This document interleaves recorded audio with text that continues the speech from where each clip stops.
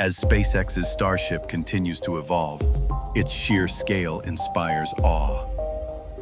Each new iteration, V2, V3, and now the colossal 142-meter V4, towers over its predecessors, promising ever greater capabilities. This relentless growth is a hallmark of SpaceX's ambition, a tangible manifestation of its goal to make humanity multi-planetary. Yet, a critical question emerges from the shadow of these giants.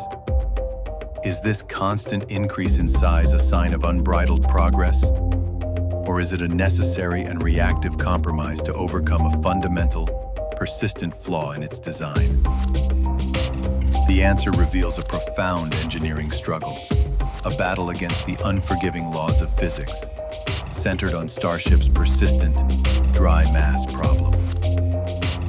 At the heart of Starship's developmental challenges lies the upper stage's dry mass, the weight of the vehicle without any fuel or payload. The recent official payload figures for Starship V1 and V2, at approximately 15 and 35 metric tons respectively, stand in stark contrast to the long-stated goal of 150 tons. This discrepancy is not a minor shortfall. It is a clear indicator that the initial design was far heavier than anticipated. The journey from a clean CAD model to flight-proven hardware is fraught with compromise. And for Starship, that compromise has consistently come in the form of added weight. What caused this significant mass creep? The answer is embedded in SpaceX's iterative philosophy of build, fly, learn. While this approach accelerates development, it also uncovers real-world structural stresses that computer models cannot fully predict.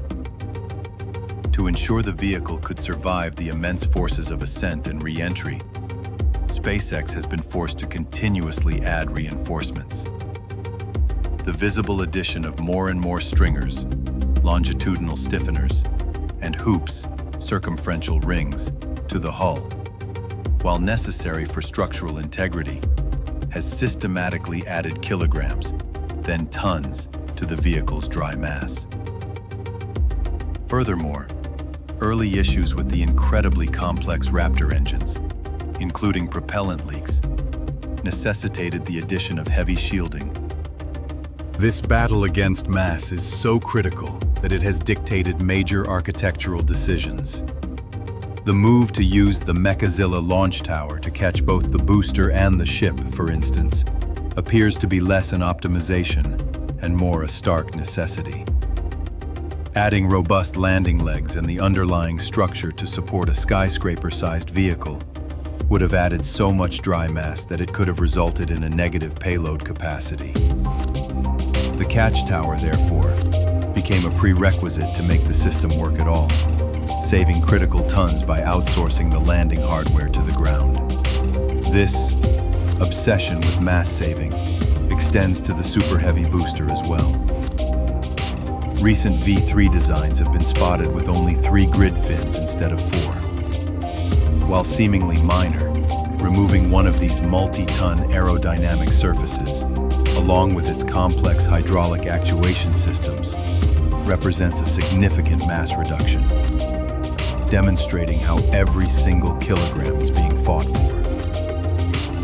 The heaviest burden, however, comes from the very feature that makes Starship revolutionary: full reusability. Unlike the expendable Saturn V, which had an incredible dry mass of approximately 137 tons for approximately 140-ton payload, Starship must carry the permanent weight of its own survival.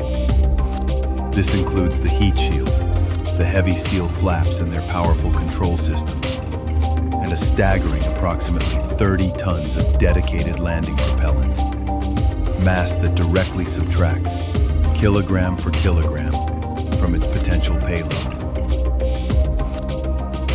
Nowhere are the consequences of this dry mass problem more acute than in SpaceX's partnership with NASA for the Artemis program.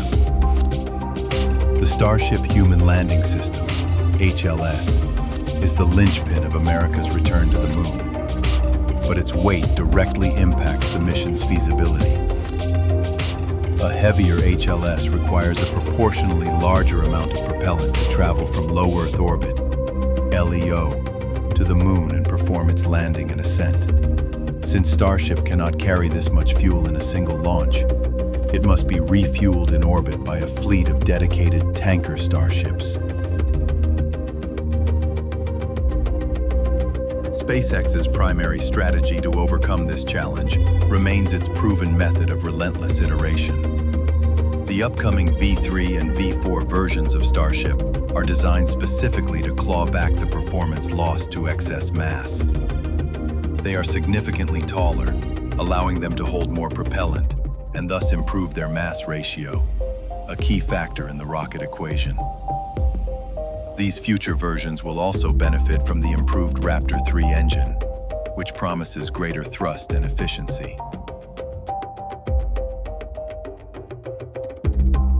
However, even within the optimistic space community, there is a sense of caution. The impressive 100+ and 200+ ton payload figures for V3 and V4 are still projections that must be proven in the unforgiving reality of flight. Recognizing the immense pressure on the HLS timeline, a bold alternative has emerged from community discussions: the expendable tanker. This concept proposes creating a stripped-down version of the Starship upper stage, purpose-built for a one-way trip to orbit. By removing all the heavy hardware associated with reusability, the heat shield, flaps, landing propellant, and associated structures, the tanker's dry mass would be slashed. This would allow it to carry significantly more fuel to orbit per flight, drastically reducing the number of launches required to fuel the HLS, while sacrificing the core tenet of reusability. Such a vehicle would still launch on a reusable super heavy booster and could prove to be a pragmatic and cost-effective interim solution to ensure the Artemis missions succeed on schedule. The journey of Starship is a powerful lesson in the brutal realities of rocket science. The dry mass problem is not a minor setback. It is the central engineering obstacle that stands between the current vehicle and the revolutionary vision of cheap, rapid, and fully reusable access to space. The vehicle's constant growth in size is not merely a quest for more power, but a direct and necessary response to this fundamental challenge.